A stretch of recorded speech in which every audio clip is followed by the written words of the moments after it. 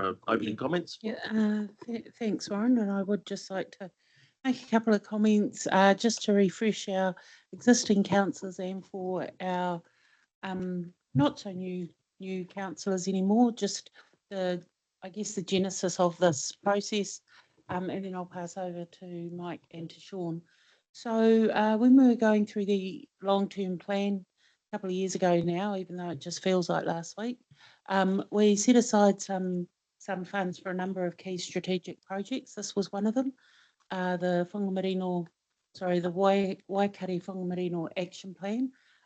This is a piece of work that was never and will continue not to be easy. There are complex issues, many complex issues in the Lower Waikato that this feeds into that wider network. When we took the business case to council, there was unanimous support for it through the long-term plan to look at an action plan for the Waikari Whangamarino area that looked at all the actions, noting that all the actions will not be palatable to everybody, and there'll be some actions in there that seem pretty easy to achieve in the next little while, and some that are big and large. What was really important is that we had a plan. Okay, how are we going to tackle this? Because we can't do everything at once. We also have some things that will come running in the door that people say, hey, we need to do this, and we just need to look across it. The other important thing is we are not the only person with responsibilities in this area, and there's a need to make sure that whatever investment, because whatever investment happens is out of people's back pockets, either people paying themselves, paying through rates, paying through taxes, that there's an aligned program of work and we're all heading in the right direction. In February, I think it was February last year, we took a paper to Stratton Pole just to clarify the role of our councillors, and we've had Robbie and Noel sit alongside the process, and it was really just clarification for a number of folk, particularly some of the other stakeholders who were keen to pop some of their governors in the mix. So we got clarity and direction from Stratton Pole where the councillors were members of the working group, where they were active champions of the plan and its process, not the outcomes. Being really clear here, it is the process. So that's been really good along the way, and I know there were some other councillors last term, such as Bruce, who was very interested, attended. I think Tipper, and I think some of our new councillors with the interest. So really just wanted to say this is the first flush of the plan. It's the first time you will have a look at it. Mike and Sean, who has helped us with Sean's knowledge working in this area with ICM, it's been really helpful that there's been some synergies between projects, and you know, councillors will often criticise staff for saying you've got this bunch of people working here, you've got a different bunch of people here, are they talking to one another? It's so incredibly important down in this area that everyone is talking to one another. It is, you know, we'll be honest, it is an incredibly community charged area, and that's really why we need to jump in there and show some leadership and have a plan rather than individual responses when things get raised. In saying that, the action plan is not a statutory document. That's really important, but it is a document to say, look, we understand all the issues. We can't fix them all by Tuesday, but we need to have a plan in place that says, here are the steps that we need to go to address the issues. Just wanted to remind us of the context of this and the support that we had from the last council through the LTP. And I will now pass over to Mike and Sean. Thanks, Tracy. Kia ora koutou. Good morning, councillors. Thank you for the opportunity to come along and have this workshop with you. And just like to acknowledge the passing of Edwina, and I know some of you will need to head out perhaps halfway through this. So, yeah, condolences to those affected by that. I have got a few overview slides, Chair, if that's okay, just to set the scene. Yeah, so you want to run through the slides and then we'll come back for questions Yes, when you're yeah. finished? Yep, Yep. that's I'll fine. run through things pretty quickly. So today what I'm hoping to do is just give an updated overview of the Waikato Whangamarino Action Plan, and then essentially ask for feedback from councillors. You've all had the draft action plan to look at. As Tracy said, Robbie and Noel have been involved right from the start on this, so they've got a deep knowledge and hopefully can share that with everyone else. But yeah, really an opportunity to provide feedback before we take a draft action plan out to wider consultation. Why have we developed an action plan? So we've got really strong evidence of degradation of Lake Waikato and Whangamarino, and the community, everyone we've talked to wants action. They want things to improve. As Tracy said, the issues with these water bodies are very complex, multifaceted. There is no one easy solution. And really that's probably been the biggest challenge in this action plan, is recognising multiple pressures, multiple stresses in the catchment. Causes of much of the degradation has taken a long time to build up. And also the rehabilitation of the system is going to take a long time as well. Just to highlight something that I wasn't aware of until we were putting together the draft plan, was that Lake Waikato is actually the most polluted lake of all monitored lakes in New Zealand, of all monitored large lakes. There's a couple of small ponds which have worse indicators, but in the last year, we've overtaken Lake Ellesmere, Te Waihora in Canterbury as the most polluted large lake. Just so councillors are aware, we, having done quite a lot of work in Canterbury, there's a very, very high level of awareness and engagement, and the regional council gets hammered regularly on the state of Lake Ellesmere. We, as a council, have tended to fly under the radar in terms of that, but it's just something to be aware of. We also know that Whangamarino wetland, a wetland of international significance, has degraded significantly over the last couple of decades. And there's a report coming out from Department of Conservation within the next few days that highlights the degradation of that wetland and the need to improve things. So the overall purpose of the action plan is to identify actions that will drive significant improvements in environmental health and well-being of Lake Waikato, Whangamarino wetland and connected water bodies. So this is an action plan to drive environmental improvements. I think that's a really important point. We developed or brought together a working group. It had its basis in an earlier response group to the 2023 fish kill and avian botulism outbreaks. And we've got a wide range of people sitting around the room, and they often have met in this room. So we've got roughly 25 people turn up on a regular basis, covering, as you'll see, a wide range of groups. We've also engaged much more widely with this. So we've had experts or coordinators doing wider engagement with rural landowners, with the local Te Kaupara community, with even with schools and with iwi mana whenua, and also a very strong engagement with technical experts, both within council and also external. Very briefly, because I know you've had the action plan, we developed a framework for the action plan, which looks at 18 principal actions.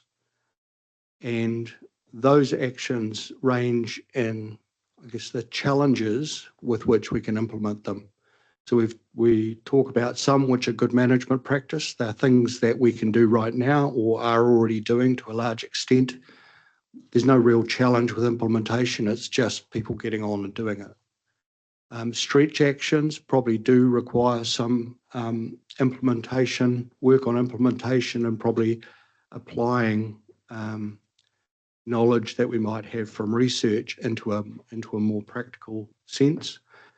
The big ones are the transformational actions. These are things that are going to potentially change catchment land use patterns, change how we manage flows and levels in the catchment, how we manage flood protection, land drainage, and also managing some of the core pests and particularly koi carp.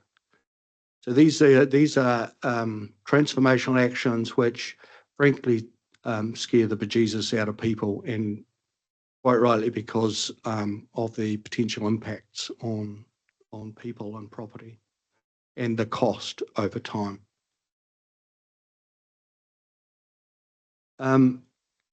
We also include quite a bit around implementation in the action plan, because obviously there's no point having a plan if we're not going to do something about it. And so we've set out an initial 5-year implementation plan. Everybody around the table wants to be part of that implementation plan process, but I think there are some core partner organisations which should be taking the lead on that. But recognising that mana whenua, community landowners, rural, farming landowners also want to be involved in that implementation. There are 5 key things we've identified as first cabs off the rank, I guess, in terms of the action plan. So things that we would want to put into programs of work in the first 5 years. Part of that is getting integrated work programs across all the organisations involved. So Department of Conservation, WRC, WDC, Fish and Game, Waikato Tainui, WRA, and we don't currently have good integration of all the work programs going on, although there are close working relationships, for example, between WRA and Waikato Regional Council. Catchment management team is a good example. We want to develop a whole of catchment approach to water level management. There are multiple structures in the catchment. These structures do different things in different parts of the catchment. Many of those are managed by us. Some are managed by Department of Conservation. There's a strong desire to ensure that we're managing the flows and levels in that catchment in an integrated way. In the short to medium term, we need to look at reducing the impacts of the Lake Waikare discharge, given that Lake Waikare is so polluted. Reducing the impacts of that discharge down the Pangarehu Canal on Whangamarino wetland. Lake Waikare recovery is going to be intergenerational. So there needs to be something done in the short term. Improving taonga species. So again, there's already a lot of work goes into this. And the final one where we recognise there's more can be done is around reducing water quality impacts from koi within the catchment. Just to highlight the feedback we've already had from partners in the working group. First of all, we need to make sure that the action plan aligns with the DOC Ramsar report, which, as I said, should be coming out any day. We need to provide clarity on the staging of actions. In the draft plan, we talked about, here's the actions, and we think it could have $1 billion price tag. That $1 billion price tag, almost all people said that's not helpful just to drop that sort of number. What you need to do is show how that spend might change over time. And so we've been doing a bit of thinking about that, and essentially we're looking at sort of a maintaining a level of investment and good management practice, as we already do, riparian planting, helping farmers with erosion control planting, all those sorts of things. But then we've got increasing investments in those stretch actions, and then the big ones, the transformational ones over the next 70, 80 years. Just to show that we're not saying we have to spend all this money right up front. So you can see in that figure on the right, which is just a concept at this stage, is that over the first 5 years, we might be spending relatively small amounts beyond what we're already investing. But that investment would need to ramp up over time. We've also, the message is that we need to celebrate the work that's already done, that's been done and is already underway. We also need to incorporate measures of success, which we hadn't in the draft. And that's around what do we expect to see in the short term or long term from our investments? What are the things that the community should see? Incorporating the Kaitiaki framework, which is around how we sort of partner with mana whenua in this space. And then I think we've had very strong feedback from property owners, farming landowners and folks in Te Kauwhara, that some of the actions really challenge them in terms of what they can and can't do in the future with their land. So those are major. We're looking to finish the final draft by the end of February to then send it out to wider consultation in March and April. And then it will come back for a final revision and agreement by the working group on that final version. We'd have a further council workshop on that final action plan and look for council approval to release that publicly by the end of June. And in the meantime, along with working through the revision of the action plan, we'll be developing up some implementation plans further for potential work in 26, 27, and then developing a LTP business case to put in front of you for implementation of the action plan. So thank you, Chair. That's a bit of an overview. Thanks for that, Mike. Just a couple of clarifications for me. So we are the author of this document, or yourself? So the working group is co-authoring the document, but WRC is holding the pen. Okay, and who's seen this to date? So how far has it been, this draft? How far? So we sent this draft to working group members and said to them that it was for them to review. But many of the working group members have sort of people they talk to and share information with, and so I'm expecting this document has gone quite wide. So there was no requirements of confidentiality put around the document. It was just essentially said, this is for working group review and comment. In reality, Mike's comments were, and if you want to share this with a wider group, you can. The email is quite clear. It's just for my clarity on how far and wide it is to date. That's right. Looking at the processes that you've outlined for next steps. So that's fine. And just noting that there's a doc report to come on the Ramsar side. I believe there's one on the Weir as well. Is that correct? I'm not aware of the section 127. Doc's doing work on the Weir and the future heights, etc. of the Weir.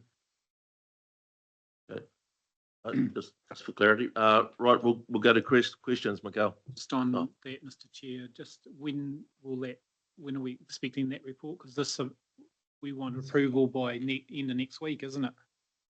The end of February.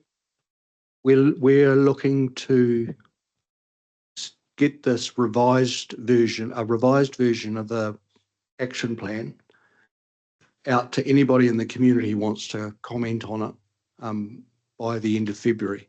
There's also, I think, Chair, my understanding is Minister Potaka wanted a version that he could have a look at before the end of February. So we've been working to that deadline as well. Yeah, it is. In the last 2 conversations I've had with him over the last couple of weeks, it is at the forefront of his mind, definitely. And one of the first words that come out of his mouth are koi. So it is a real focus for him at the moment.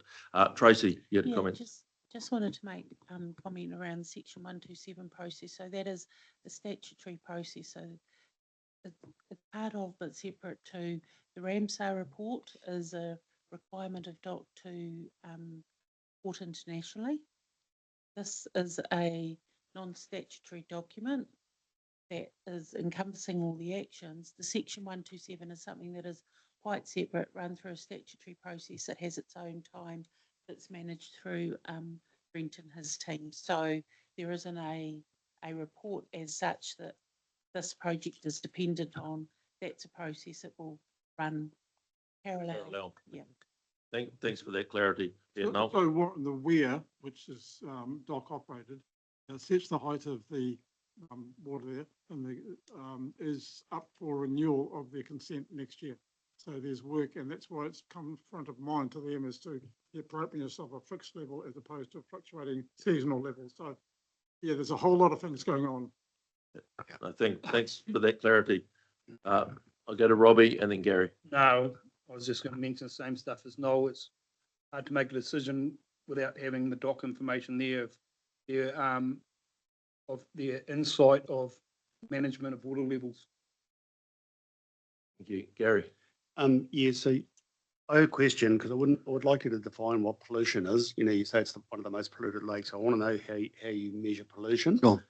And then the second thing is, I'd say, because the conversation around the weir then is vitally important, because I'd say that lake or the Whangamarina would never be as polluted as the one in Den Harbour if the weir wasn't there, you know. And you know, so define pollution and Sure. and water tables actually make a big impact on Yep. on what's caught up.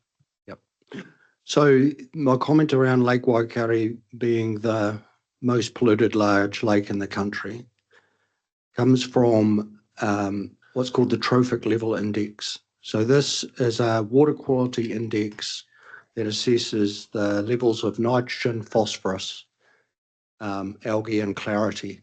So clarity linking to how dirty the water is, how turbid the water is. So the levels of nutrients, suspended sediment and algae in Lake Waikare are some of the highest in the country in any lake. So that's where the pollution comes from. The impacts of that, for example, is that it supports an almost continuous cyanobacterial bloom, which renders the entire lake unsafe for swimming and for taking food from. So that's how we would describe it as polluted. So it's not safe to swim in, it's not safe to take food from. It's our second largest lake. In terms of the water level stuff, absolutely. If you put nutrients and sediment into a system and it flushes rapidly, I think about maybe Taranaki ring plain streams that flush rapidly, you got less of a problem. If you hold the water back behind a dam, then yes, you're going to exacerbate the problems. As also you do with having things like koi carp, which are continually resuspending all the material in the lake. So therein lies the problem, Mr. Chair.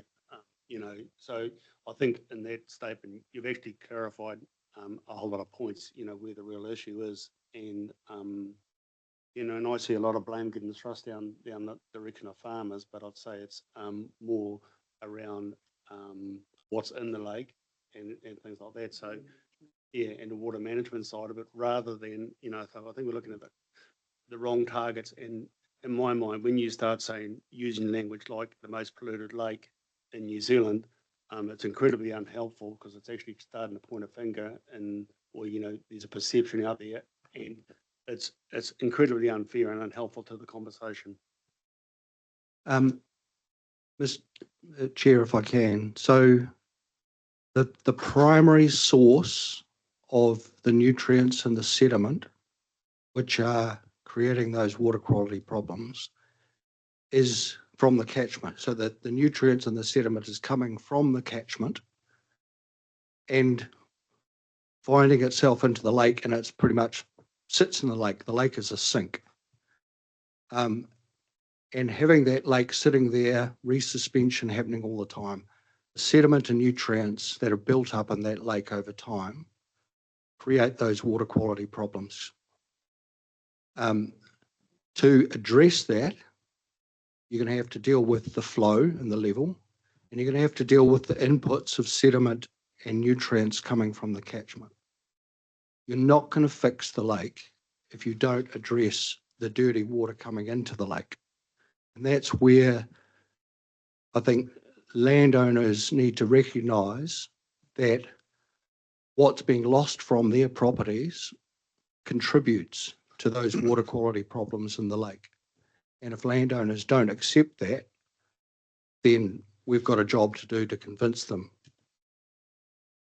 Right, I'll go to Tipper online. Tipper? Morena, and thank you, Mr. Chair. Just one question, through you to Tracy. This is the third version of planning for Lake Waikato, Whangamarinoa, etc. We always get back to lack of cooperation amongst key entities as the main reason for project loss, project creep, or lack of focused activity with the puta we do get. Is there a mechanism besides the proposed board that will give more urgency to the cooperation amongst all the parties? Because we're often on the wrong side of DOC or NZTA or someone in this area. Tracy, just asking. And if not, have we considered the iwi mechanisms to control and protect the lake as a method of keeping all parties accountable? Kia ora. Thanks, Tipper. At the moment, I would suggest that the work that the working group has done has provided that vehicle for everybody to be in the same room having the conversation. There is nothing mooted at the moment other than the board. The board is and that is a suggestion for that implementation board. That was as part of our LTP discussions and conversations that Noel has reminded us over the last couple of years we need some tighter governance around this. Council said it's great having governance, but we need that plan first. So what this project has done in the period that it's been going, Tipper, is really, I think, raise the visibility amongst people of the need to work together. You're only too aware of the challenging issues that when we are working together, what we have to manage through. But in the interim, until we see and test the board and the concept of that and whether that has support, in the interim, we haven't got anything wrapped around. We haven't given any deep thought other than there is an option there for using the iwi mechanisms that exist. So yeah, that's the answer. It's an option. We haven't given it deep thought or tested it strongly, Tipper. Okay, thank you. Pippa, can I just reply as well? We had a wind-up meeting, I think, in this room last Monday, earlier this week or last week? This week. This week, gosh. And look, reflecting back to where we started in April 2 years ago, I recall young Jaden from working for Tainui. He was an angry young man, and I'm not critical of him, but he reflected on all the mistrust to the council. And there were several other parties that articulated their distrust of council and government departments. And it was quite a hostile meeting, but everyone shared honestly their views of the world at that time. On Monday, it was an incredible difference. And the cooperation, the thanks that were given to all parties from participants, it was a sight to behold, perhaps. It was not what I had expected people to articulate, but there has been movement. Now, it's a challenge to take that collegiality forward and to turn it into meaningful outcomes. So to give you some reassurance throughout the process, there's a lot of trust being built, but it's incumbent on those carrying this forward now to make sure that continues. Oh, I appreciate that, Noel. Just note, this project's been on the burner since I started my local government career, and the millions we spent in arguing amongst parties or in planning has not yet touched the lake. So moko ake nei, still hoping. Kia ora. Right, I've got Gary Maguire, Keith, and then Noel. Gary. Question to Mike. Why in the last few years has this become apparent when the area has been farmed for generations with very little water quality problems? And I think we take that straight back to the Koi Carp. And what has changed? Take that straight back to the Koi Carp. We've thrown up some red flags. Is the koi failure of eradication that some that have tried have totally failed, and they've had a lot of money thrown at them. What has come apparent is the legal barriers that are placed on anybody who wants to try and do something to eradicate the koi carp. It's limited to a group and certain ones, but the legal barriers are that it's being treated as a pest fish. And my proposal is that we lobby the government and DOC to change the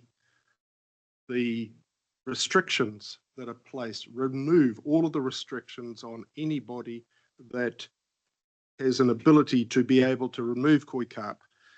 The weir. Hang on, Gary, let's address those one by one, I think.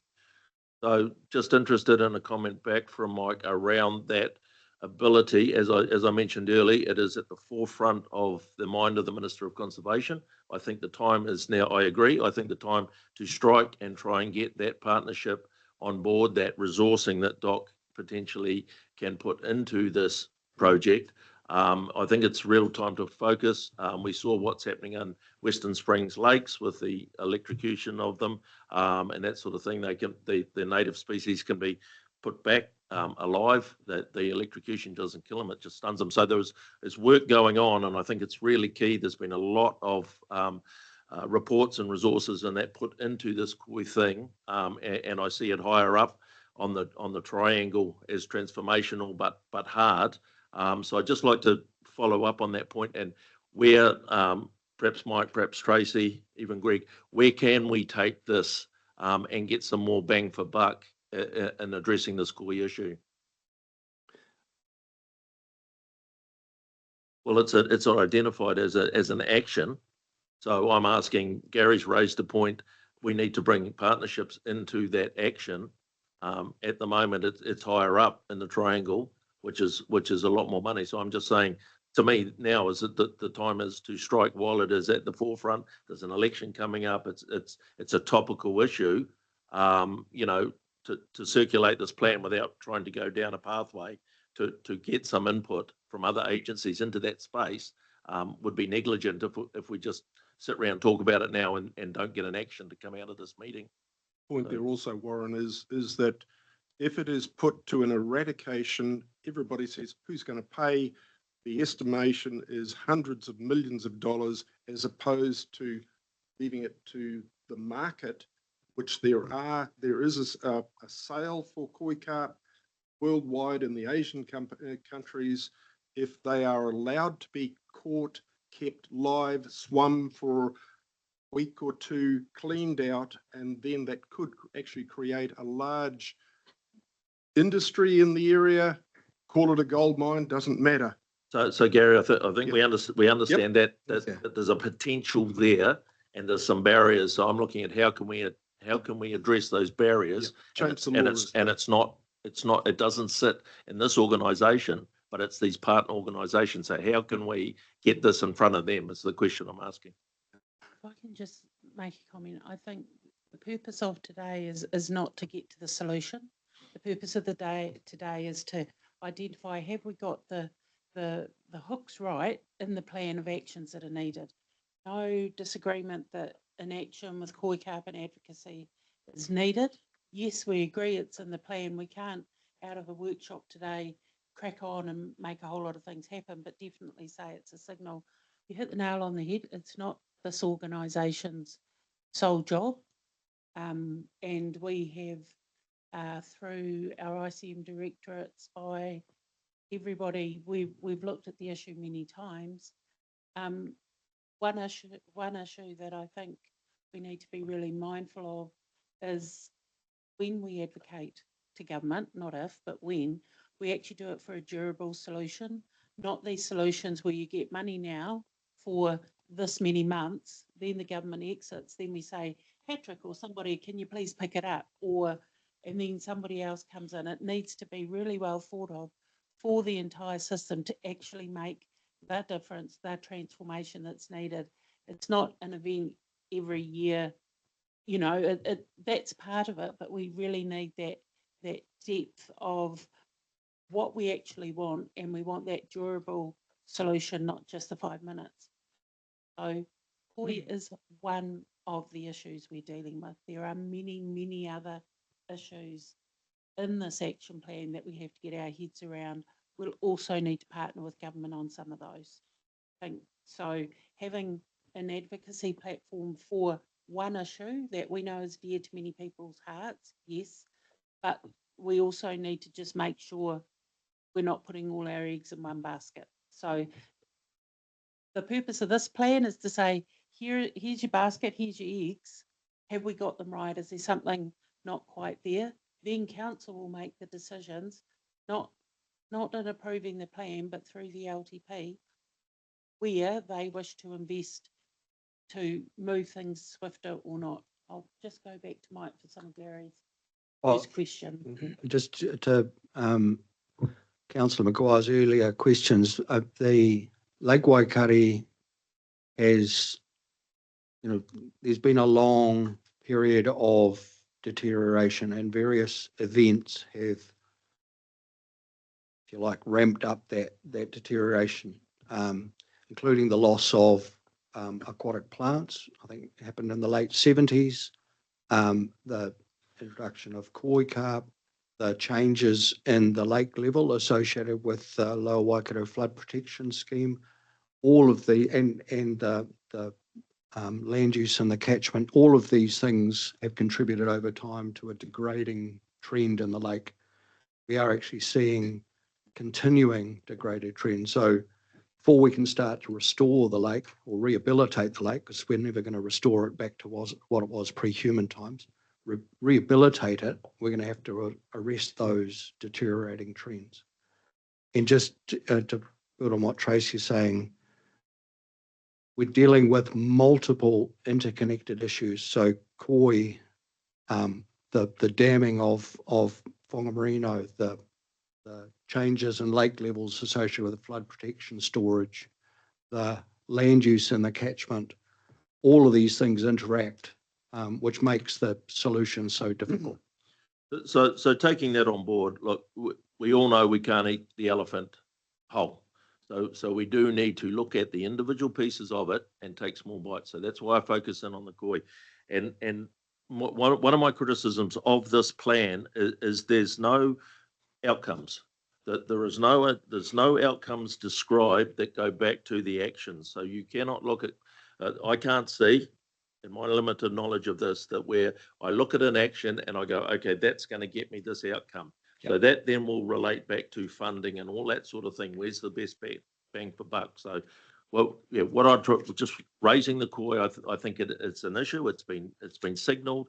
We hear it out in the communities, etc. We've got a ministry that's got an interest in it at the moment, and that's why I raise it. We need to focus in on these things one little piece at a time. And yes, you're right, Tracy. There's no solution coming out of this workshop today, but there's got to be some actions to me coming out. I realise that we're here to look at this plan, but if we can improve this plan and see some outcomes coming out of it, then to me that's a far better plan to go out into the public domain.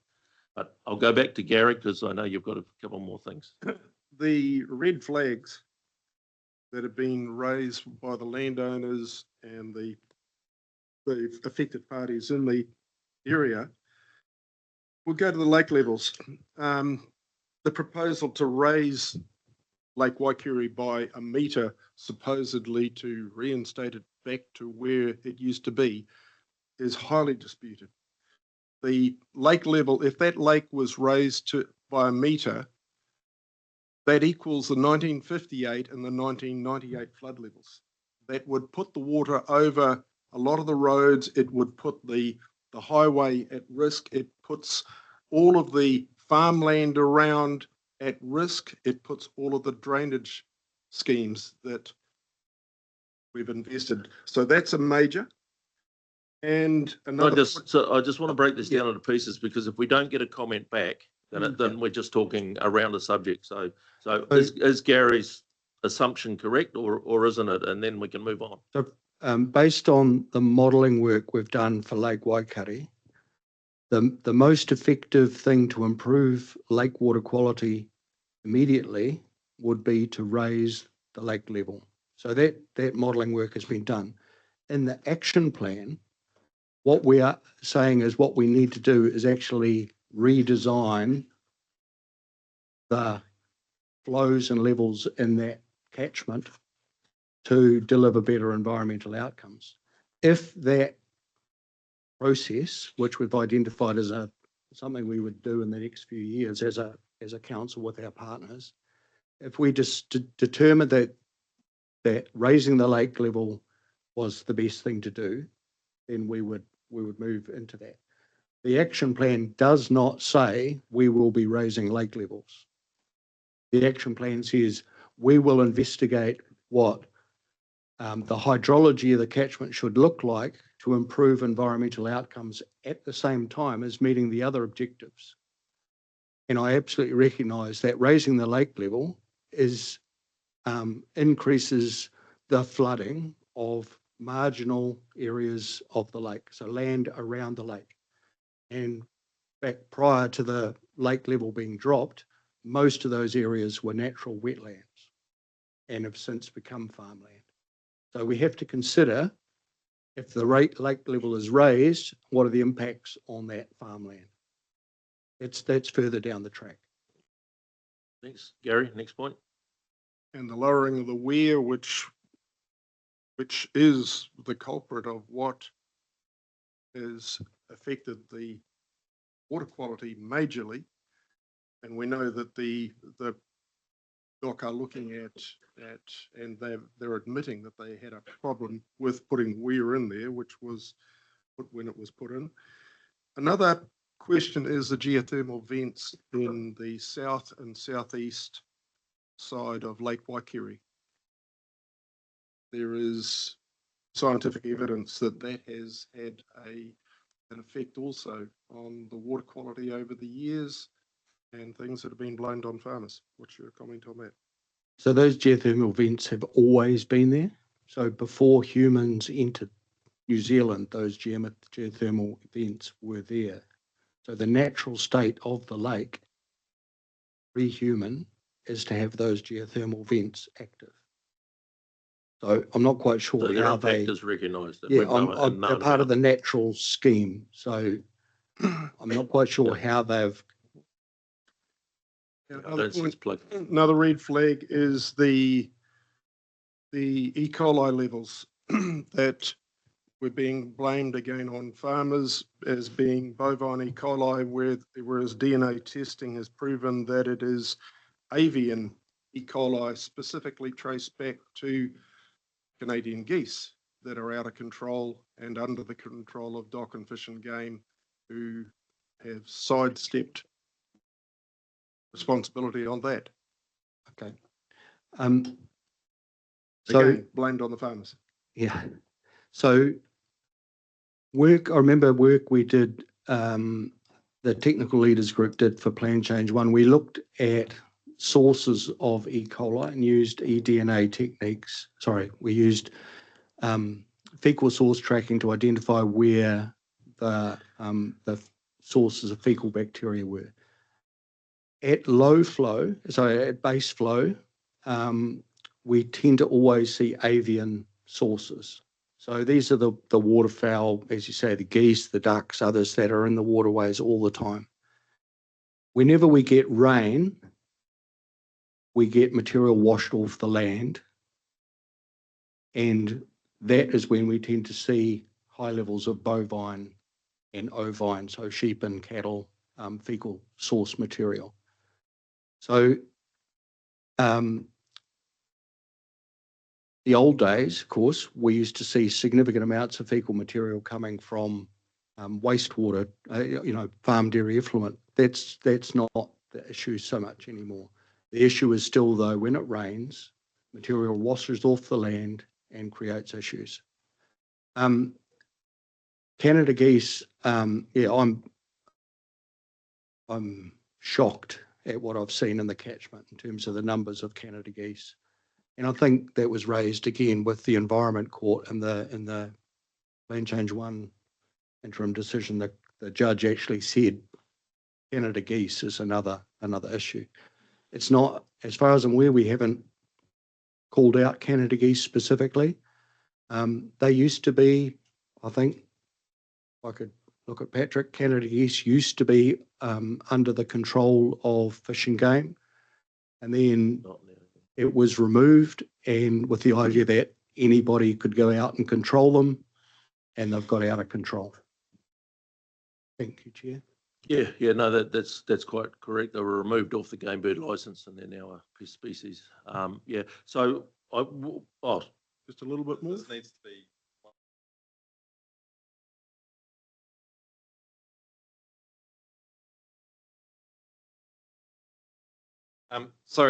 Federated Farmers in 2010 lobbied the government to remove Canada geese out of the Wildlife Act, so there would no longer be a permitted species to shoot because they wanted landowners to be able to control whenever they wanted.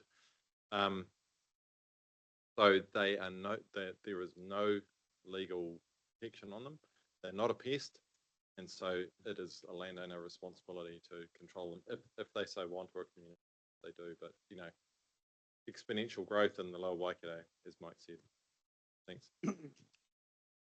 So I think, Mike, if we can get some confidence around the table that these points that Gary are raising, so these the contributors to some of these effects are being addressed, and then how the actions are going to address some of these problems. So we've identified, obviously there's some avian E. coli sort of thing, and the geese is a huge problem. I know it's a huge problem right around the Waikato. So it's giving councillors confidence that they are recognised as part of this report, and in the plan there's an action obviously to bring in some sort of outcome. Again, I come back to the outcomes on obviously control is needed when you look at a geese issue. So it's addressing that they are being recognised within this plan as contributing factors. So I hear the comment all the time that it's always attributed to the farmers. So I think councillors are looking for confidence that other factors are being recognised as contributing factors, and whatever scale that might be at. Warren, I think that's important. Attributed to farmers. The action plan does not attribute to farmers. It's about the sources. Landowners, when we're talking about landowners, urban, rural, across the entire sector. So I just want to be really clear. This is not attributing to particular operators. This is saying, here's where the source comes from. Yes, there is a Canadian geese, there is a source from koi, there is a source from non-point discharge. At the science, it's been tested nationally. So just want to make sure that, be very clear, this action plan is not a plan to be weaponised in any way for anyone who's in the catchment. It is hopefully, and I like what you said there about outcomes, and I think, Mike, we got that from the workshop on Monday as well, those focus on outcomes, and I think that will help. Thank you, Tracy. One last. Is, has there been any work done? There are reports that, begging on about the koi carp again, sorry, is that they predate on alvers, eels, and hence the drop in eel numbers. And also fishermen in the lower Waikato are reporting that koi carp that have been caught are chocker full of whitebait. And in the lower Waikato, we've had some of the best whitebait seasons for years over the last 10 years. All of a sudden, in the last 2 years, bang. At the same time as koi have gone exponential. So take that, if you could please note that whitebait, koi, and as Mikhail has pointed out, the cull of koi that are in Lake Taupo now, are we looking at threats to our trout? Let's stick with the plan in front of us. So Yep, so the predation eels, is another black whitebait. mark against Yep, koi. Yep, that's me. get it. Okay, Keith. Thanks, Warren. And thanks for this discussion and probably feeling a bit threatened, Mike, but thanks for all the good work you've been Oh, no, doing. I'll just say, I do really appreciate the feedback and direction from you guys. Thank you. Okay, so I just want to pick up a couple of points from like in terms of Tipper. She's talked about the level of trust and already in this discussion we've had this blame game coming out again. So, and you yourself said a lot of the atrophication and damage to the lake is caused by landowners. So Yes. what I think we need to do, and I was lucky to be in your workshop earlier, is actually talk in terms of plans. But that applies to everybody. That applies to OC, applies to the Ramsar site, it applies to the farmers, it applies to the urban people in Tikawata with their discharges, and all the people in there, so that we can get a meshing there. And if I can use the example of the meeting we had, David Clee, Fish and Game, was really getting stuck into farmers, and there's no acknowledgement of Fish and Game. So if I did an extrapolation of the number of tons of shit from koi carp and tons of shit from mallard ducks, tons of shit from Canadian geese, it's astronomical. So that's what I'm suggesting, is that in building this together, we all have a role in it. And a good management plan, everybody thinks farmers. And what we've got to do is think everybody's got a responsibility in that management plan for their particular part of it. And obviously the hydrology is part of it. Obviously it's the pest management is part of it. Obviously it's farm management and that sort of thing. And I will put my farmer hat on here. Farmers are still suffering a high degree of angst. So we've had PC1, now we've got this, and nobody's actually defined what good management practices are. Now, one of the things that's come out of the change in dynamics in the council is we are promoting profitability within the region. So anything that impinges on profitability, aside from good management, we've got to look at very, very closely. Yeah, I really like that. There's I guess, a collective responsibility for everybody in that catchment, including ourselves as operators of flood protection land drainage systems, to all essentially embrace that. And I think that's a really, really important point. I think that in my mind, we hopefully reduce the feeling of nervousness amongst rural landowners by recognising that there are multiple issues that need to be dealt with. So everybody has a collective responsibility. Everybody in that catchment is contributing to the problem. as well as other things that, you know, we've brought in. So I think, yeah, I value that. That's a really useful comment. Thank you. Thanks. No. Can get those photos, please? Okay, I've got a number of points here, and look, I want to lift out of the detail a little bit. As has been mentioned earlier by Tracy, throughout the project, I've tried to ask questions and challenges at times rather than giving answers. I saw that as more of our role. And I'll get to the photos in a minute. So I am really pushing for, once this plan, if it's adopted, is in place, if it is in place, that it's lifted up. And the reality is far too much of the aspirations is coming, and I don't want to be offensive, so I'm going to try hard to not be, but the rats and mice and people's tunnel vision at this level and the street level, and instead of lifting up, and it's the big picture stuff that we have to worry about. And so listening to the discussions throughout, listening last, I think May was, we had scientists and various people come to a meeting and tell us all sorts of things. But going back, and I think the first statement talks about the degraded wetland, highly valued, blah, blah, blah. The problem came about when man interfered with the natural state, because you've got people who are still alive who tell us that they remember, or their families tell us that the lake used to dry out. So it used to come up and it used to go down. So you didn't have sediment there all the time, and you didn't have koi. And so it dried out, you know, solidified and all sorts of things. So I don't want to go into, but the reality is, unless we put it back to a natural state and try and allow the system to do something, continue to have these man-made objects, we're making it harder for ourselves. So we've got to take some big decisions about the scheme. You know, you could open the scheme up, take all the barriers out, and let it, but have the scheme there. If the floods come, shut the gates. You've got the controls. They're really simple things, but you know that's not in itself a solution.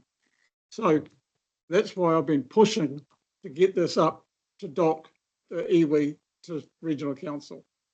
Those are the ones that have got the skin in the game and have to control and get the money. The community, on the other hand, can do all the low-hanging fruit stuff, good management practices, no problem. But just in that meeting on Monday, there were still members of the community who didn't realise that the new wastewater treatment plant that replaced the old one, that was putting poorly treated wastewater into the lake and had been for 50 plus years or more, that we now have one of the best, and it is the best system in the Southern Hemisphere, an MBR plant, which basically takes the sediment, the hard stuff out and goes to landfill. The water can be dialed from 0 to 100% pure. Water's going into the lake. It's going to go through a wetland to get into the lake, and that's very nearly done. People don't understand that some things are done, but it's what's there now. And so if I can just digress before I go to outcomes and fish and game and the likes. This picture was taken about 10 days ago on my place, and I forgive the spraying of the fence. The mixture was a little bit hard done by, but it's the side there. Now you can, on the right hand side, you can just see some degradation in the cutting in. So if we can go to the next one, I will disclose this is on my place. But if years ago, council came through and cleaned it out, and those fences several metres back, but this log here, not exposed, that was back here. So the carpet in the banks. Next one, please. And this is, look, that was that way. Looking this way, you've got another one. That's the 2 metres, the bank's gone back. That has primarily happened in the last 2 years. This in the last 2 years, going back, that's eaten back. It is in the next one. It's Koi Carp. Yeah, that's the Koi Carp. And there's the bank there. This is now only half a metre, And it was, when I put it in 10 years ago, 3 metres minimum from the top of the bank. So I'm now having to redo all the fence. That's my issue. But what I'm trying to expose is this is on a very small scale. That's a board drain, 200 metres long on my property. But when you explode that and across the catchment, but this is in the last 3 years this has happened. Yeah, last 2 years. We can't explode it exponentially. So this that problem, and that sediment's now gone down into the Waipa, and down into the Waikato, and some will end up in the Whangarei at the time. Yeah, so koi carp is really one of those issues, and I don't care if you use these pictures, Gary's, Warren, but that's the sort of thing, and people in the room who have not seen that sort of thing, there are far worse situations. So that I took those pictures. I didn't see them through the one. That stream now is what it was 2 days ago, over 200 metres wide. So with the Wi-Fi coming up. So that's, I just wanted to touch on the koi. You talked about outcomes, Warren. That is one of the key messages that came back on Monday. There isn't sufficient information in the outcomes, and that was taken on board by Mike and his team. Fish and Game. I know this is a public workshop, but Fish and Game have sat through the process for 2 years. They're the second largest landowner in the Whangarei. They've done work in creating ponds and channels. They've sat there and listened and taken it all in. And I'm just waiting for them to stand up and say no, because anytime I asked and challenged about the bird life and all the little bits that they put into the lake every day, how that influences, as well as, the runoff from other sources, but there's no ownership of the game birds or otherwise. And so to have everyone involved at street level will do nothing. We need to take this once something, whether this is this plan adopted, but we need to move it up, and the decision makers have got to find the money, and then we start involving people as and when they need to be, or have forums that they can feed in. But I'm getting to where the recommendation is a board. I really am worried about a board. And I said to Mike, Robbie and I, we're not giving feedback into the process to form the plan, waiting for the likes of today and perhaps the annual plan. But the reality is a board, what are they going to be doing? They don't have regulatory powers, not at the moment. Council has the regulatory responsibilities. We've got the schemes, we've got pumps, and we're also already seeing in reports from ICM staff, what about the action plan? We can't do this until the action plan. We can't do this because of the action plan. The action plan, and it's empowered parts of our community, and they've got information and are seeking information because they know it's available. And I see that being used, we're empowering them and giving them ammunition to use against the council and its working with the landowners. So there's a whole lot of competing interests here, and it's a minefield that local government's in. Therefore, coming back to the board, what is it going to do? And I think that needs to be spelled out, because if you transfer responsibilities and affect the working to, does the board say, well, you can have a pump replacement, you can't put that consent in? Yeah, there's the unknowns of causing absolute angst out there with the landowners who are, they've drained the swamp. Yeah, let's get some answers on a couple of points you've raised. I've got a speaking order, guys, so if you can turn your mics off, because I'll go to Tracy first and then I'll come across to Greg. Yeah, thanks, Mel. And you've asked really good questions here around what is the board, what does it do? There are always a local government, and you'll appreciate this, pros and cons for the statutory entity and a non-statutory entity. If it's a statutory entity, we know there's a bunch of checks and balances. Non-statutory entities can potentially move swifter. Now, the flip side of that is exactly what Noel just said. what is their teeth? So those are the kinds of things that we will tease out. But a strong governance entity is really important. The other thing, I liked what you said, Noel, was around advocacy and a very smart advocacy plan that operates both at the grassroots as well as with central government is going to be a key of this plan. Now, this plan of itself, I'm a little bit alarmed to hear we've had advice that we can't do this because of the action plan. This doesn't have any statutory I can teeth. show you it in writing. What it's saying is, here are the actions. We've got the actions in the triangle. We know there are critical things there that councillors as an elected body might say, thanks staff for your advice. These are the actions we want to further first. And you've given us an indication of that, Warren. But the action plan of itself, it may have grown expectation in the community for those that have seen it, but the next step is to go out far and wide. So it is an action plan saying all these people sitting at the table, we're wanting to start to head towards an outcome. Is every dollar we're investing actually going in the right outcome? It's not saying this will happen. There are no rules in here that say you can or can't do things. That I just want to dispel that now. So perhaps it can be clarified. Thank you. I think if I can just finish. Yep. Unless we hit the transformational issues, we're not going to Yep. actually achieve anything. And we're going to waste a lot of money, you know, and it's the feel-good stuff with the good management. We can do that in my day-to-day business as usual. But unless we hit the transformational, so unless there's an intention to address that now, then I'm not sure that I can agree to it. Thank you. Greg, just follow-up comment. I know Tracy touched on it, but the fact that field staff don't believe they can do work because of this plan, have you heard anything? And then if you haven't, potentially you and Noel can take that offline. So I think the challenge that we see is that we do have quite significant infrastructure in this catchment.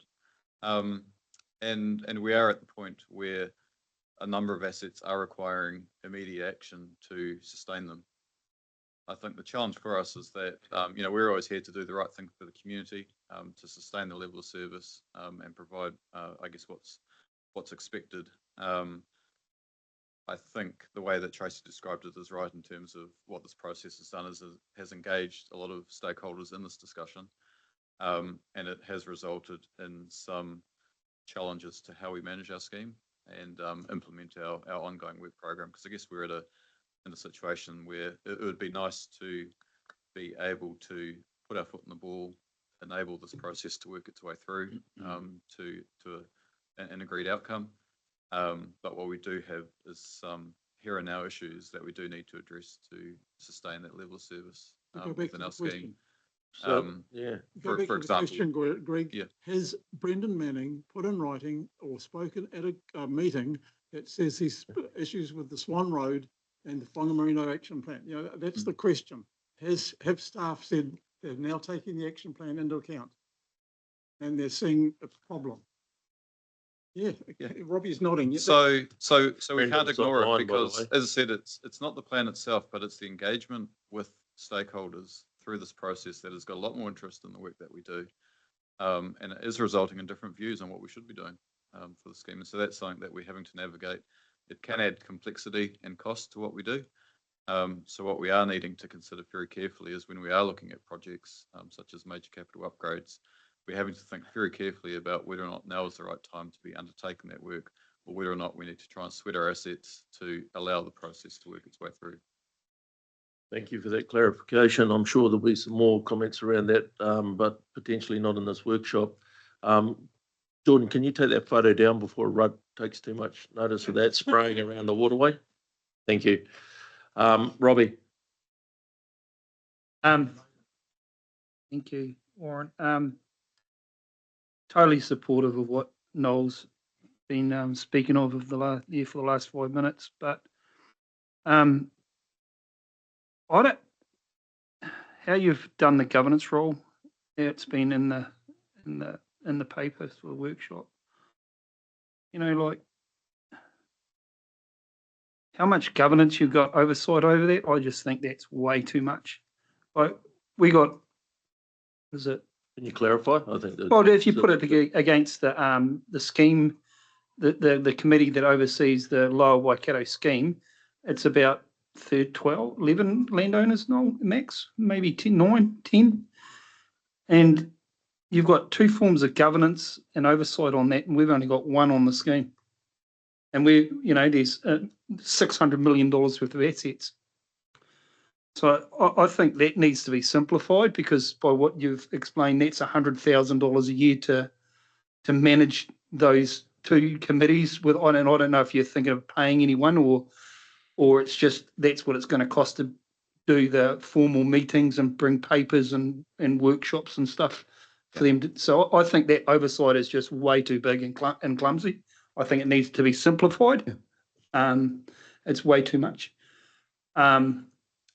The other thing, I just brought it up with Warren and Brent. There's been talk in the paper. I don't know where I got it from. I can't remember if it was on Facebook, but Andrew Holgate's talking about bringing farm plans into catchment things, and catchment plans all interlinked.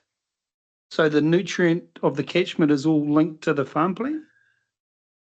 So this would be a part, they're like, maybe, I don't know if we're jumping the step, or this should be aligned, that this group is connected. That would be I'd like to some information back if I'm talking crap or not. Is that where he's going? Because something like this would be linking together, that this would become, you see where I'm going? Yeah. Yeah, please, because I don't see where he's going.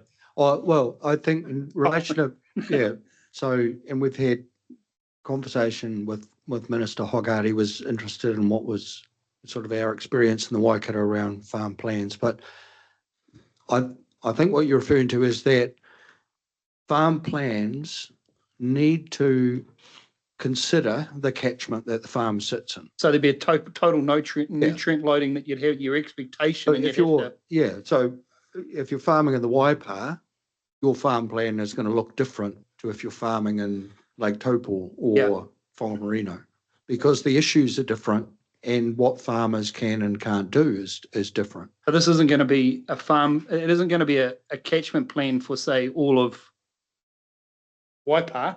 It's going to be the individual catchments of those. It's subcatchmental, exactly, based, not actually, is that right? Yeah, there's a subcatchment planning where the farm plans contribute to achieving the targets for the subcatchments. Exactly.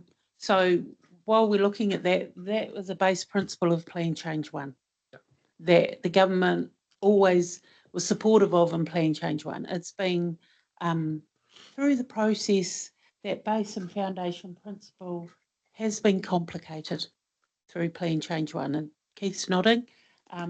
When it was always, you have your farm plan, which is essentially your good management practice. You get to the line, it's accredited, it's not scratched out on the back of a fag packet.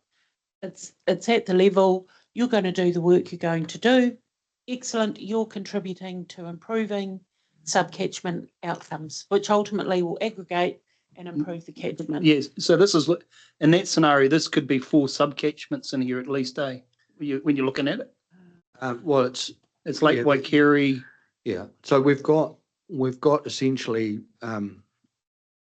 subcatchments identified under Plan Change 1.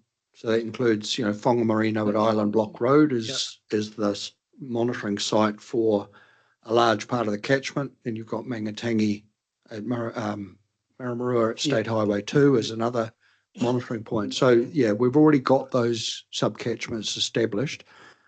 For this action plan, we amalgamate that into one catchment, which is what runs into the Waikato River at State Highway 1. I understand, but those subcatchments are a lot different. Yes, of what has, you can see it in your plan, or would have to take place in each of those individual subcatchments. So sorry, are you trying to say that the action plan needs to reflect the granularity of subcatchment? Yeah. Sorry, I was just because get on your way. There's a whole lot of talk that some subcatchments will have to talk about and others won't. Yes, and a good example, the Mangatangi Maramarua catchment group. Yeah, made it very clear they're they're working on that Mangatangi Maramarua area.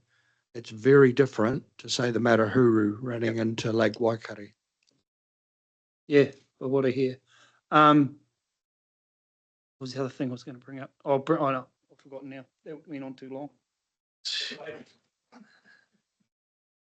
I won't comment, Jen.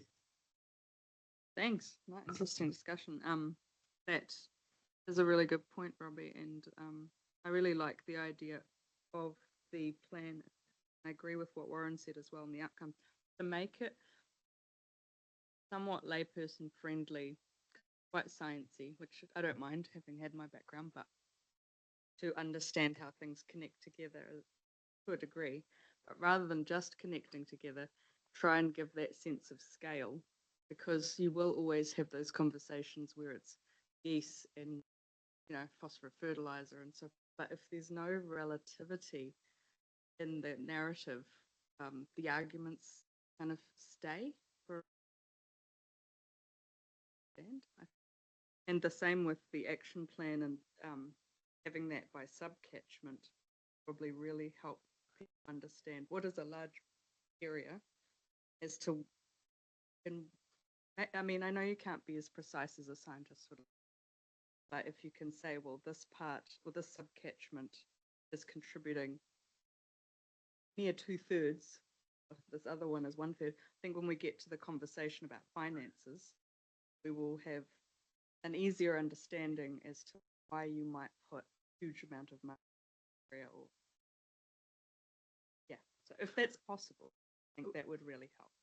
I might just So it's not give a, just a list of a lot of actions for a call large out area. to Brent's guys and Tracy Nelson's team. They've been developing that catchment context information. So to help land, and this was a direction from the Environment Court judge, was WRC, you need to tell farmers what scale of change might be needed in different parts of the Waikato River, which is, you know, obviously very complex. And so Brent and Tracy and their team have been looking at this catchment context information. So what might farmers in the Matahuru catchment need to be doing and focusing on versus the Mangatangi Maramarua? And that information is critical to the implementation of Plan Change 1 whenever it comes out. Thanks, because I think that will help with the storytelling. Yeah. Because while the people who live there, it's almost, you know, it's in their heads, but to people, like say from Hamilton, Yeah. Because often just really help to have Yeah. that getting to know the place aspect. And sorry, the last point was I also agree with Noel's point around we need to go in that direction of the transformational stuff. Otherwise, this is just a plan where we do some more BAU. And I've always backed them straight away on needing that governance to be, whatever it might be, simple or otherwise, to be tight so that they are skin in the game committed. But the signing up to the money aspect, I wonder whether there's an ability to pitch some scenarios of what to sign up for, you know, almost like a low, medium or high aspiration pipeline of work. So because I worry, looking at 18 actions, that we might spend a lot of money on some things, but then when in 8 years something doesn't come through from central government, the whole thing falls over.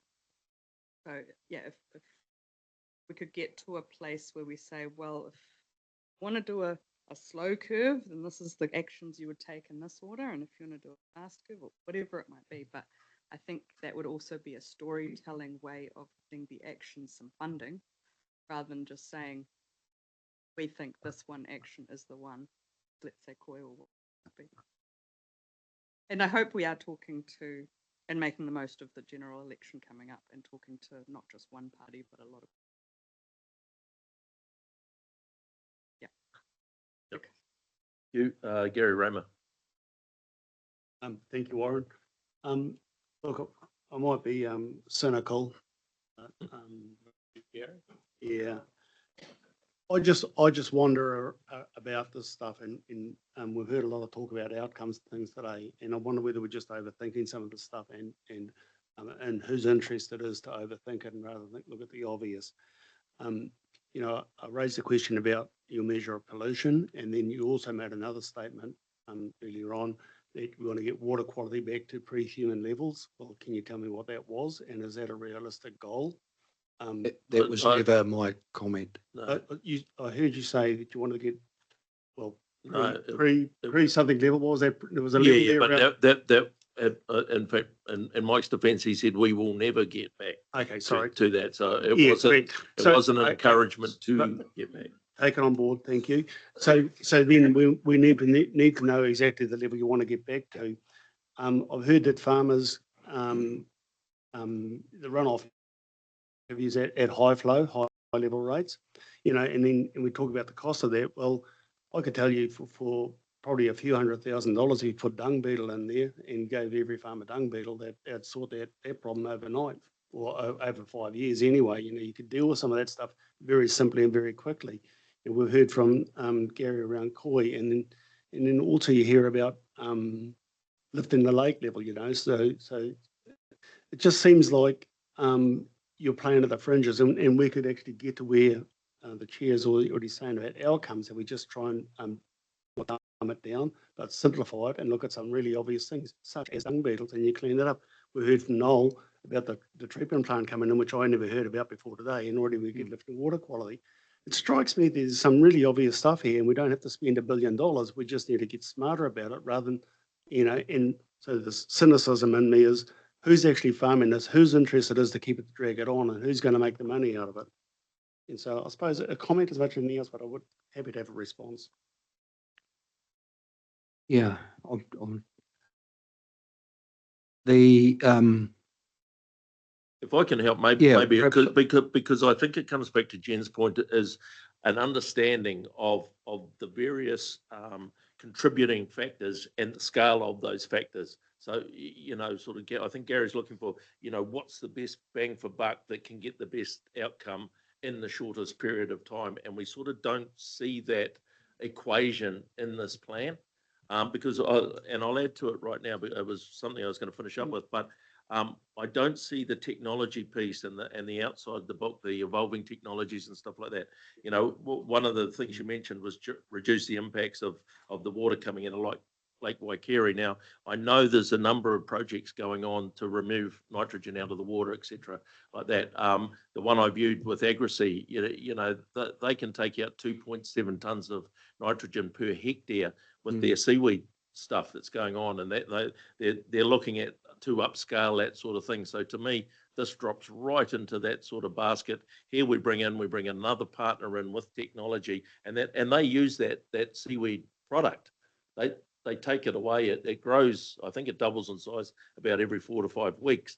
So you know, where's that out of the box? I know we should, on our field trip we saw some stuff around carbon filters and things like that. So I think that's a facet of the plan that's actually missing too, is that out of the box, you know, new technology thing that's missing as well. But getting back to Gary's point, I think it's that scale of things that we can actually do.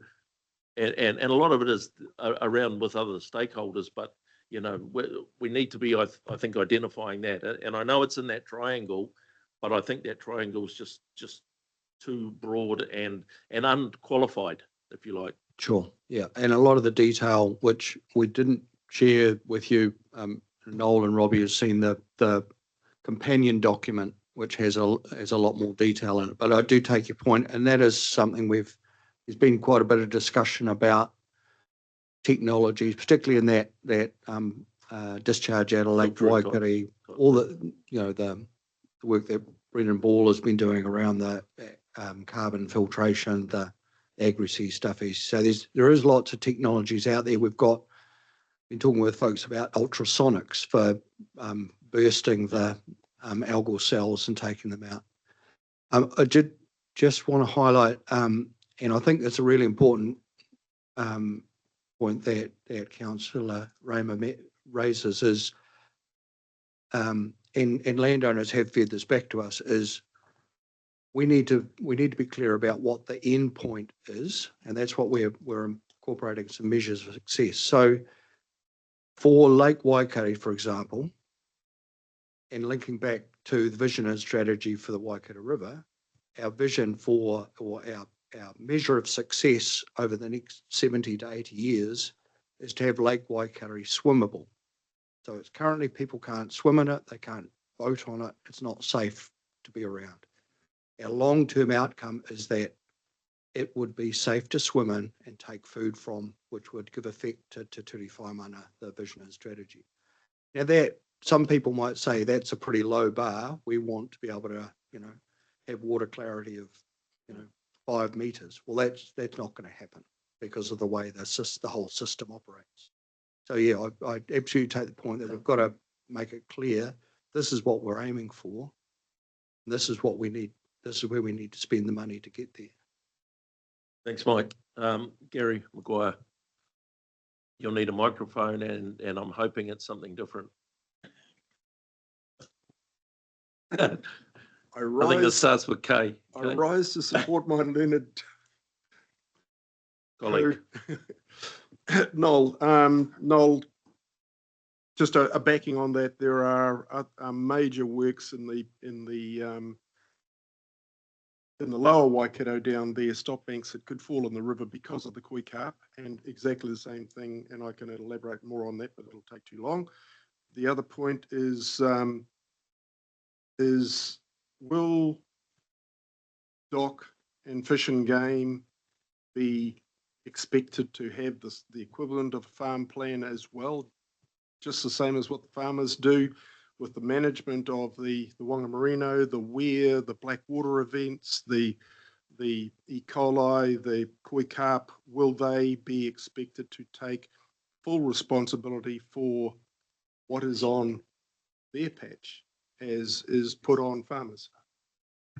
I would absolutely expect them to put forward programs of work that would contribute to achieving the actions and the dollars. And you mentioned the weir. Well, there's been mentions of the weir. I think the redesign of the weir is fundamental in the short term. So they're looking at, they're starting to look at that right now. Our monitoring data, our information would suggest that weir has significant impacts on water quality during summer low flows and contributes to the events that we've seen. And I think there's a recognition that weir, as it currently is designed, is not, and these are my words, fit for purpose. DOC and Fish and Game might provide a different interpretation, but there is a recognition from everybody that weir needs to be improved in terms of design. How that then might link with other infrastructure in the catchment, I think, is the conversation I think we really need to have within the next 12 months. And this is where, Greg's team is really critical, is how do we design a catchment to achieve levels of service for those who are paying the bulk of the charges, but also improves environmental outcomes and also enables DOC and Fish and Game to deliver what they need to deliver in terms of outcomes for the wetland, without necessarily them going off on their own and building a whole new weir or reconsenting the existing weir. Thank you, Gary. I think that's a good point to raise. Yeah, and the point about the weir is that the weir, with raising the water 365 all year round, whereas the Whangamarino used to go wet, dry, as I knew because I used to work there. According to Bob Tilsley Engineering, is that he put in the hearing to the weir was about the damage done to the mineralised peat, the lowland peat, that it was being submerged all year round, and whereas mineralised peat was a living organism, whereas the weir actually killed it by submerging it underwater and then created an anaerobic situation that released methane, which is exactly the opposite of what the studies that were done were proposing to prove, that submerging the peat underwater would stop the creation of methane. It did the opposite. Right, we're going to be heading to finish up, so I've got Keith, Robbie, and then Jen. Okay, thanks, Warren. I'd just like to pick up on my newest best friend Tracy's earlier. So we were talking about governance, and Tracy mentioned that we actually need a Whangamarino, Waikari, Ramsar advocate somewhere in the mix there. And the points that Jen raised, I think I'm just trying to visualize what would be a really good thing. If we built a jigsaw puzzle of the components that add to the aggregation of the damage to that part of the environment, and that includes the hydrology and the needs for Ramsar and all that sort of thing. Then we have a visual scene, picture of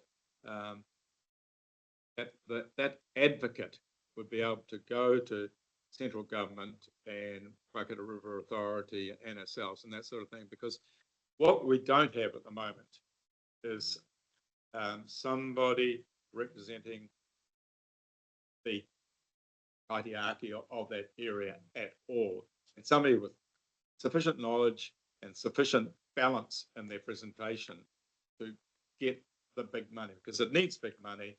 We don't have it. We got a rates cap. We probably can't afford the governance, but what we can probably afford is to help get that advocate in place there. And so the big money is going to come from government, DOC, philanthropic, something like that, type people, and Waikato River Authority. So we need to get somebody working on our behalf on that.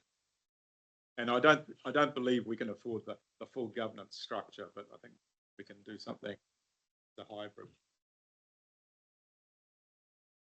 So that's been taken on board. Thank you, Robbie. And then I'll come to Jen.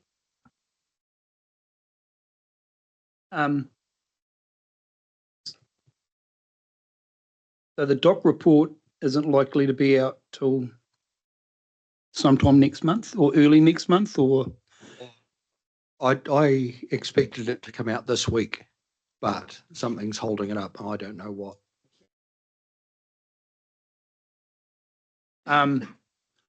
So I'd rather we don't go back out to the public, to go back to the community till we've got that paper, to the understanding of what DOC wants to accomplish, and are they aligning themselves with where the community may want to go, or are they going in a different direction? So I think that's important, that we got to see where they're going and where they think they want to go with the where and the new consent. So I think we don't want to be going out going, oh yeah, but go back to the community and then come back and go, oh no, but DOC's got a different, sitting in a different place, and makes us look like 2 years of working together, and it's a joke. Yeah, Tracy's got a comment around that. Tracy?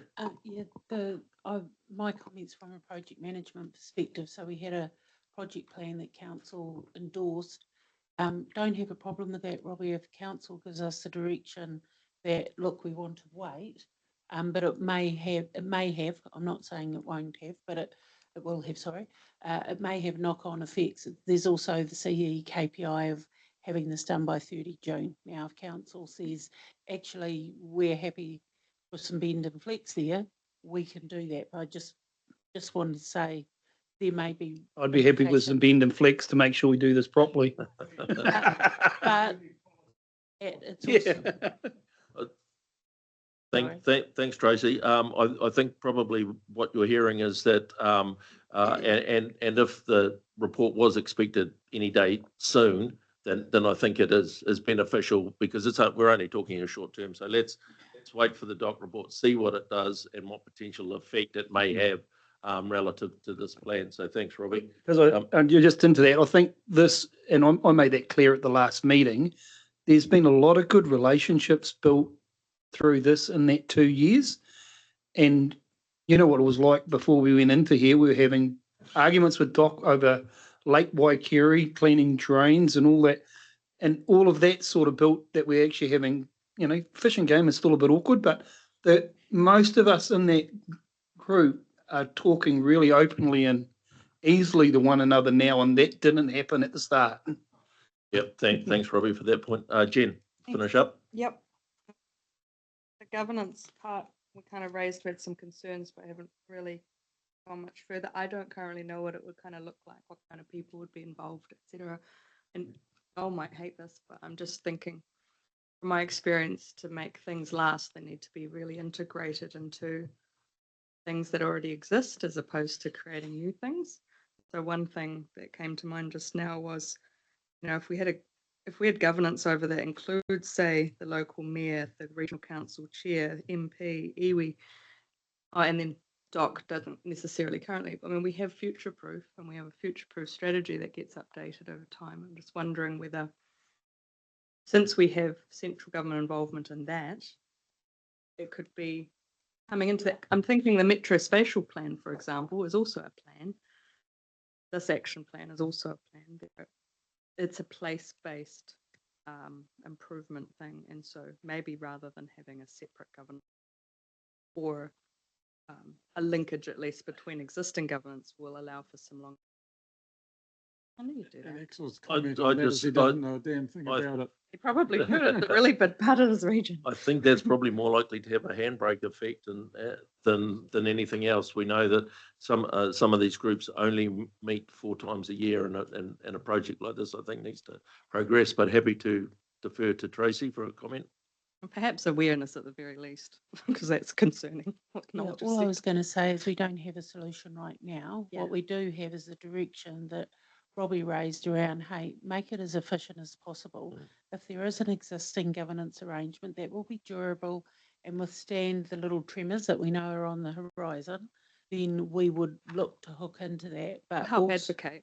but also understanding the terms of reference for that governance group and whether it's applicable to do the work that's going to be needed to take the outcomes of these the objectives of this action plan forward. It might not make sense to do Fair that, enough. but Yeah, just wanted to raise it. but that's all part of relooking at that and what I think the key is, what is the actual purpose of that governance group, and then make sure that the right people are there to further it. No, fair enough. Thanks. Appreciate it. Thanks, Tracy. Mine's really quick. Can all dollar value be taken out except for if it's proven it's going to work? So, or because you want the $1 billion thing in there, where landowners have made it very clear they do not want to go to a public meeting and hear $1 billion being brought up. So what we did in the Wharekawa Coast plan is we had a little symbol of $1 or $2 or $3 symbols, just to give an indication of scale. There's a cost. Yeah, And that worked there well is a with the cost, community. but there isn't a fit unless you're going to say you put a landowner puts 10 grand in, and this is the outcome for the 10 grand. Do not put anything in it. Forget about it, because you'll get. I don't want to have to come and save you. You've got deep pockets. That's right. You can't drown it. You won't get out of the public meeting, I promise you. Can't drown Oh, a white wait a area. minute. It's only a metre deep.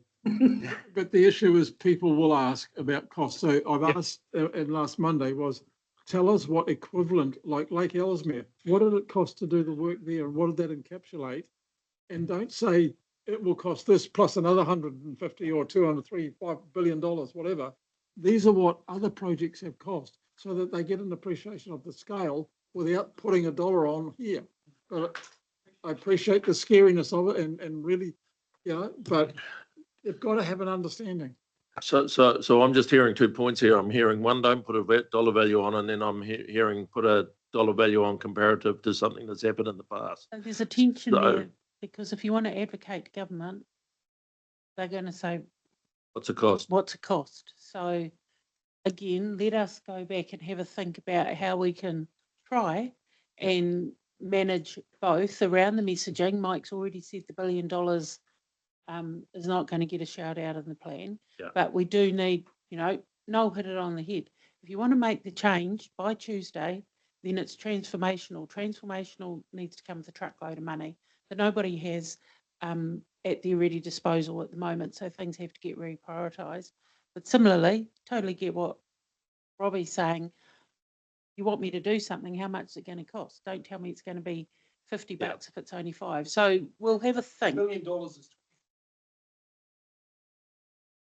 Yep, no, fair point. Right, well, we'll leave it there. So thank you very much. I think there's been this has been a really good session and a lot of info's come out of it. So I appreciate that. And thank you, Sean and Mike, for your part. We will take a 10-minute break now before we move into our emergency management piece. So yeah, just keep it at 10 minutes. Thanks, guys. Just clarity on when the draft